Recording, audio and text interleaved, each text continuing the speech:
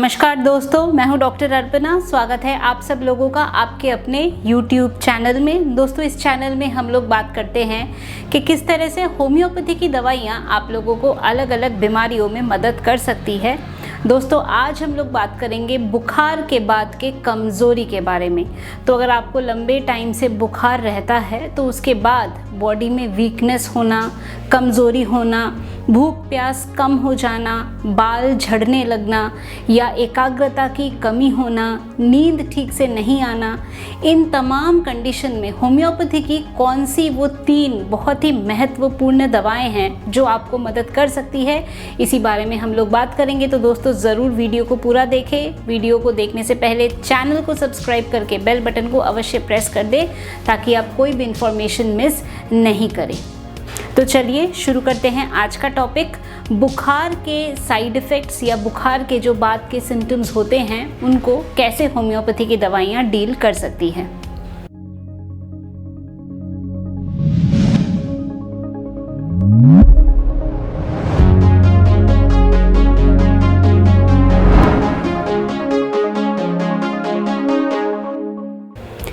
तो दोस्तों, अगर आप लोगों को लंबे टाइम तक कोई भी प्रॉब्लम हुई हो, बुखार आपको हुआ हो, फ्लू हुआ हो, इन्फ्लुएंज़ा हुआ हो या आफ्टर इफ़ेक्ट्स ऑफ इन्फ्लुएंज़ा, तो ऐसे में बॉडी में कई बार ऐसा होता है कि कमज़ोरी बहुत ज़्यादा आ जाती है, थकावट बहुत ज़्यादा होने लगती है, हमारी जो एकाग्रता है उस पे कमी आ जाती है, हम ठीक से अपने काम पे कंसंट्रेट नहीं कर पाते हैं, बेचैनी ज़्यादा बढ़ जाती है, नींद नहीं आती है।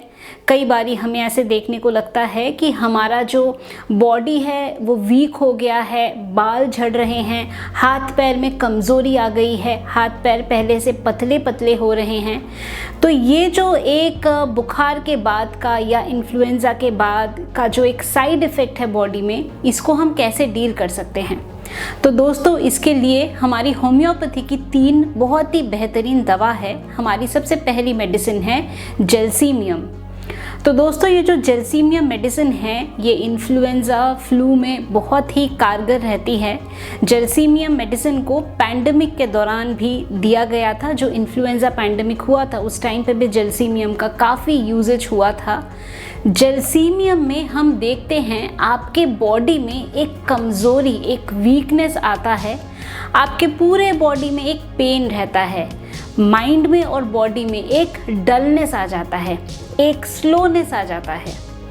इसमें हम देखते हैं कि आपको अगर डलनेस, ड्राउजीनेस, डिजीनेस और ट्रेम्बलिंग, ये 4 सिम्टम बहुत ही इम्पॉर्टेंट है जेल्सीमियम के। डल हो जाना, आपको सर में चक्कर आना और हमेशा ऐसा लगना कि सर घूम रहा है, ड्राउजी फील होता है, नींद आती रहती है और इसके साथ साथ ट्रेम्बलिंग, कंपन का महसूस होना। कभी आपने महसूस किया होगा कि अगर आपने बहुत टाइम से खाना नहीं खाया, फास्टिंग में है, तो कभी ऐसा होता है कि हाथ पैर में कंपन होने लगती है या आपकी नींद पूरी नहीं हुई है तो पूरे बॉडी में कंपन का महसूस होता है। तो दोस्तों, ये जो ट्रेम्बलिंग वाली वीकनेस है ये हमें जेल्सीमियम में देखने को मिलती है। जेल्सीमियम को हम इन्फ्लुएंज़ा, फ्लू ऐसे कंडीशन में भी हम यूज़ कर सकते हैं। पूरे बॉडी में एक मस्कुलर पेन, एक वीकनेस और इसके साथ साथ नींद आना, आंखें पेशेंट खोल के रख नहीं पाता, ज़्यादा देर बैठता है तो उसको ऐसा लगता है कि डल हो रहा है, नींद आ रही है। कई बार ऐसा होता है कि बेड से उठकर बैठे बैठे भी फिर आंखें बंद हो रही हैं। तो इतना ज़्यादा उनको डलनेस और ड्राउजीनेस का फीलिंग होता है।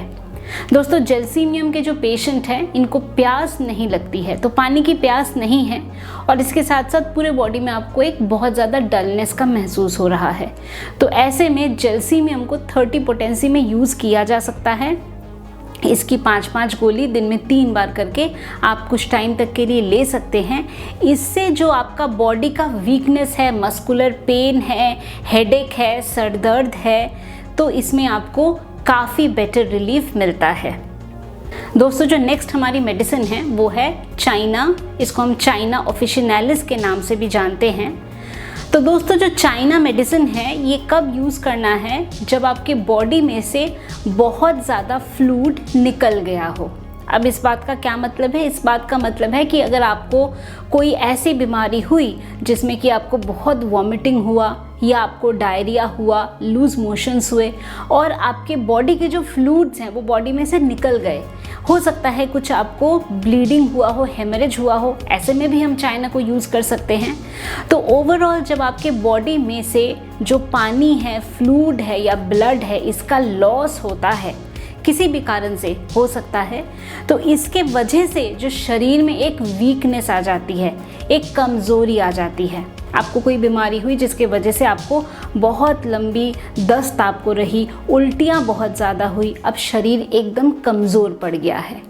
तो ऐसे में दोस्तों चाइना का बहुत ही अच्छा यूजेज है। चाइना में हम जनरली देखते हैं कि गैस्ट्रिक डिस्टर्बेंस हो जाती है, गैस वगैरह ज़्यादा बनने लगती है और जो खाना है वो ठीक से पचता नहीं है, इंडाइजेशन की शिकायत होने लगती है। पेशेंट को कई बार ऐसा लगता है कि कानों में आवाज़ें आ रही हैं, टिनिटस की प्रॉब्लम होती है। तो ऐसा हो सकता है कि बॉडी में से हेमरेज हुआ और उसके वजह से कानों में रिंगिंग हो रही है, टिनिटस हो रहा है, तो ऐसे में हम चाइना का इस्तेमाल कर सकते हैं।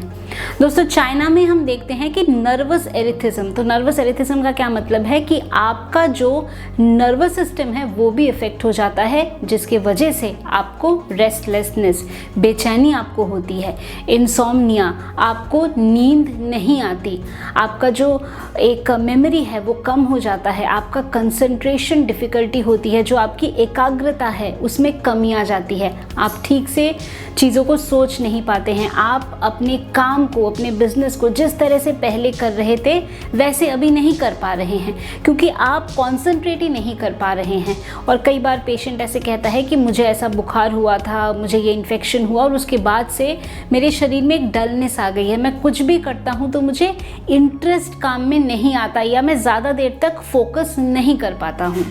तो दोस्तों ऐसे में जो हमारी चाइना दवा है ये बहुत ही हेल्पफुल है। अब चाइना को हम 30 पोटेंसी में दे सकते हैं, चाइना को हम मदर टिंचर के रूप में भी दे सकते हैं।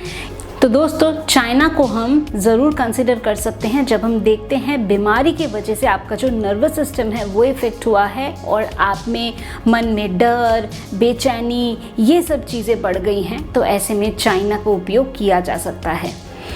दोस्तों जो हमारी अगली मेडिसिन है वो है सेलेनियम। अब सेलेनियम में भी हम देखते हैं कि अगर आपको कोई लॉन्ग लास्टिंग बीमारी के बाद बॉडी में वीकनेस आ गई हो, सेलेनियम को हम मेल के केसेस में ज़्यादा हम यूज़ कर सकते हैं, पुरुषों में हम सेलेनियम का यूजेज ज़्यादा देखते हैं जब एक वीकनेस बॉडी में आ जाती है, और ये सब तब होता है जब एक लंबी बीमारी से कोई ग्रसित रहा हो और लंबी बीमारी के बाद ऐसी बॉडी में वीकनेस आ गई हो।